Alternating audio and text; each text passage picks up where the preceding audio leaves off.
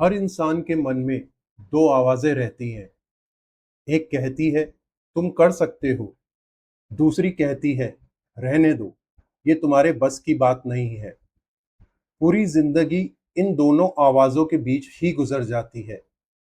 कुछ लोग पहली आवाज को सुनते हैं और इतिहास बना देते हैं।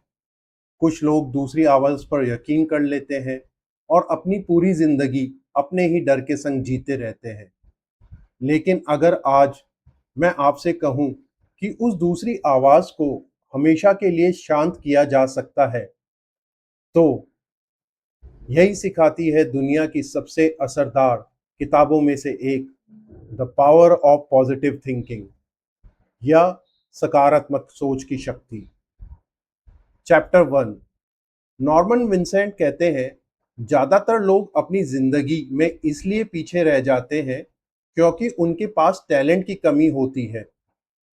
वो इसलिए पीछे रह जाते हैं क्योंकि उन्होंने अपने मन में पहले से ही मान लिया होता है कि वो दूसरों जितने अच्छे नहीं हैं। यही सोच धीरे धीरे एक ऐसी बीमारी बन जाती है जो शरीर को नहीं, इंसान के कॉन्फिडेंस को बीमार कर देती है। इस बीमारी का नाम है इंफीरियरिटी कॉम्प्लेक्स, यानी हर वक्त खुद को दूसरों से कम समझना। मैं इतना इंटेलिजेंट नहीं हूँ, मेरी इंग्लिश अच्छी नहीं है, मैं अच्छा स्पीकर नहीं हूँ, बिजनेस मेरे बस की बात नहीं है, मैं सक्सेस डिजर्व नहीं करता। दोस्तों, जरा एक मिनट रुककर सोचिए, इनमें से कितनी बातें आपने कभी ना कभी अपने इनमें से कितनी बातें आपने कभी ना कभी अपने आप से कही हैं। शायद हम सबने कही हैं, और यहीं से शुरू होती है असली प्रॉब्लम। क्योंकि दुनिया हमें जितना नहीं रोकती, उससे कहीं ज्यादा हम खुद को रोक लेते हैं। हम अपने मन को बार बार एक ही मैसेज देते हैं, मैं नहीं कर सकता, और धीरे धीरे हमारा माइंड भी उसी बात को सच मान लेता है। फिर हम कोशिश करना छोड़ देते हैं, सपने छोटे कर लेते हैं, अपॉर्चुनिटी सामने खड़ी होती है, लेकिन हम कदम ही नहीं बढ़ाते। और फिर हम कहते हैं मेरी किस्मत ही खराब थी, जबकि सच ये है, किस्मत ने नहीं, हमारी सोच ने हमें रोक रखा था। एक दिन ऑथर एक बिजनेस कॉन्फ्रेंस में भाषण दे रहे थे। भाषण खत्म हुआ, लोग उनसे मिलने लगे। लगभग लगभग 40 साल का एक आदमी बहुत डरे हुए चेहरे के साथ उनके पास आया। उसने धीरे से कहा, सर, क्या मैं आपसे अकेले में बात कर सकता हूं? ऑथर उसे एक तरफ ले गए और फिर उस आदमी ने अपना दिल खोल दिया। उसने कहा, सर, कल मेरी जिंदगी की सबसे बड़ी बिजनेस मीटिंग है। अगर डील मिल गई तो मेरी कंपनी बच जाएगी, और अगर मैं फेल हो गया तो सब खत्म। थोड़ी देर चुप रहकर उसने कहा, सर, सच सच बताऊं, मुझे खुद पर बिल्कुल भरोसा नहीं है। मुझे लगता है मैं हार जाऊंगा। जरा सोचिए, डील अभी शुरू भी नहीं हुई थी, लेकिन उसके दिमाग ने पहले ही हार मान ली थी। ऑथर मुस्कुराए और बोले, तुम्हारी प्रॉब्लम बिजनेस नहीं, तुम्हारी प्रॉब्लम तुम्हारी सोच है। फिर उन्होंने उससे बहुत आसान बात कही, कल सिर्फ डील जीतने मत जाना, कल अपने अंदर का डर को हराने जाना। ये बात उस आदमी के दिल में उतर गई। ऑथर ने उस आदमी से पूछा, क्या तुम भगवान पर विश्वास रखते हो? उसने कहा, जी रखता तो हूं। ऑथर बोले, तो फिर तुम खुद पर भरोसा क्यों नहीं? जिस भगवान ने तुम्हें बनाया, क्या उसने तुम्हें बिना किसी वजह से भेजा है? कभी कभी हम भगवान पर विश्वास करते हैं, लेकिन भगवान की बनाई हुई अपनी ही पर्सनैलिटी पर नहीं। यह भी एक तरह का अविश्वास है। ऑथर ने कहा, भगवान तुम्हारे साथ चल सकता है, लेकिन तुम्हारे लिए चल नहीं सकता। पहला कदम तुम्हें ही उठाना पड़ेगा। ऑथर ने एक कागज निकाला और उस पर लिखा, हजार भुजाओं वाला सर्वशक्तिवान भगवान मेरे साथ है, मैं भगवान की मदद से सभी काम कर सकता हूं। फिर बोले, इस लाइन को सिर्फ पढ़ना मत, इसे महसूस करना।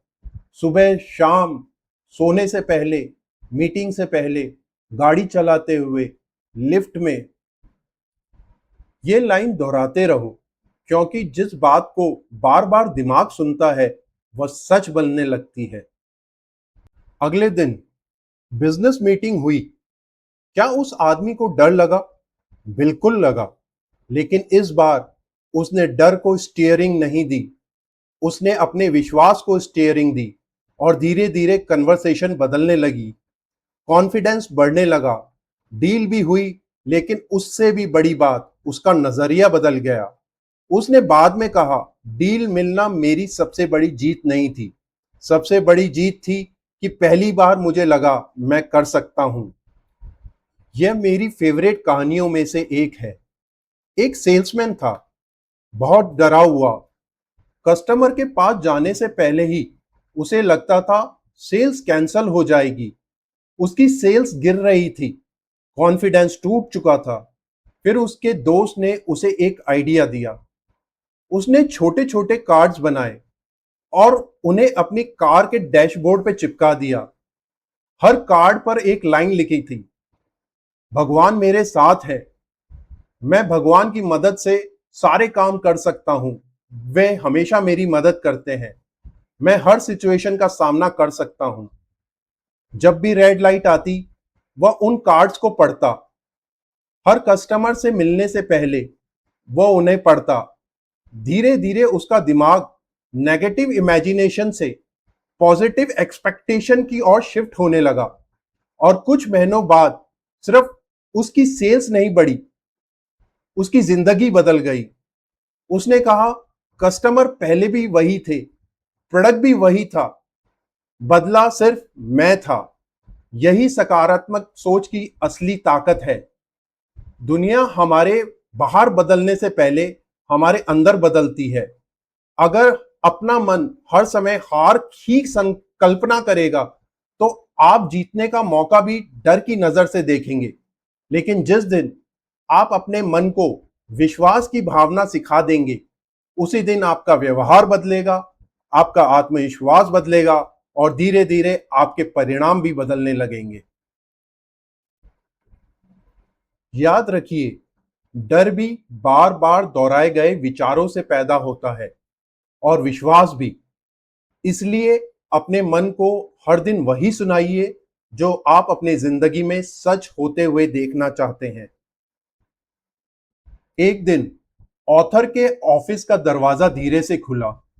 एक 52 साल का आदमी, झुके हुए कंधे, थका हुआ चेहरा और बुझी हुई आंखों के साथ अंदर आया। वह कुर्सी पे बैठा, लेकिन कुछ सेकंड तक कुछ बोला ही नहीं। ऐसा लग रहा था जैसे उसके पास शब्द तो है लेकिन हिम्मत नहीं। कुछ देर बाद उसने गहरी सांस ली और बस एक ही बात कही, मेरी जिंदगी खत्म हो गई है। ऑथर ने उसकी तरफ देखा, न कोई सलाह दी, न कोई भाषण, बस धीरे से पूछा, क्या हुआ?